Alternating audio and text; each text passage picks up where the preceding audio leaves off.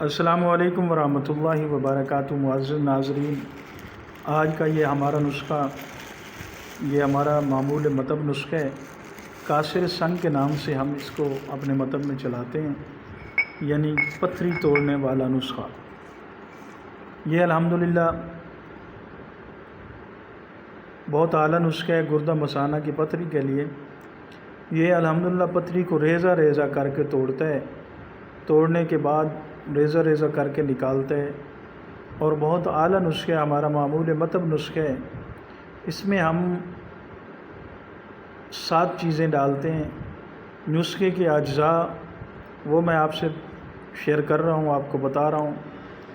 بس مجھ سے غلطی یہ ہوئی کہ میں نے جب بنائی ہے اس کو، اس وقت ویڈیو بنانی تھی لیکن نہ بنا سکا، اس کے لیے معذرت۔ لیکن الحمدللہ یہ اب ہمارا نسخہ تیار ہو گیا ہے، تو اس کے اجزاء میں آپ کو بتا دیتا ہوں اور طریقہ بنانے کا بھی بتا دیتا ہوں۔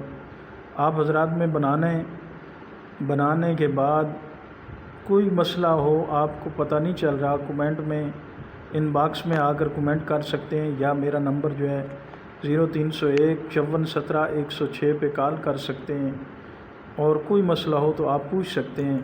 تو ناظرین، اس نسخے کے اجزاء: سنگ یعود، کلمی شورا، فلفل دراز، جو کھار، نوشادر ٹھیکری، نمک مولی اور پھٹکڑی سفید ہیں۔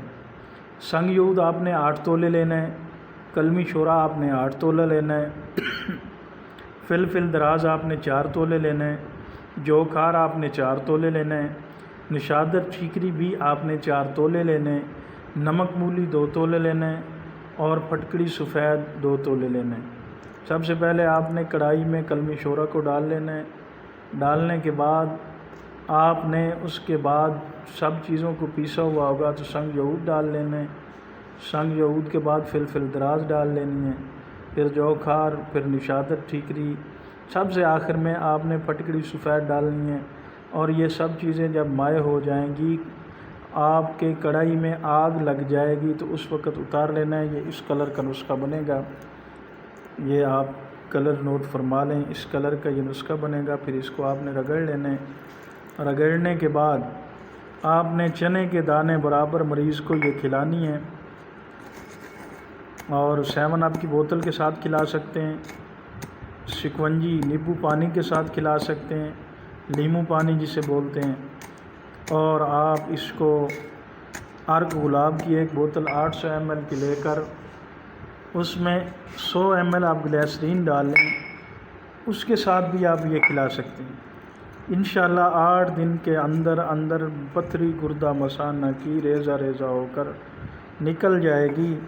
آپ ہمارے لیے بھی دعا کرنا اور مریض کے لیے بھی دعا کرنا۔ اللہ تعالیٰ تمام مریضوں کو شفائے کلی عطا فرمائے۔ اللہ تعالیٰ تمام حضرات کو خوش رکھے۔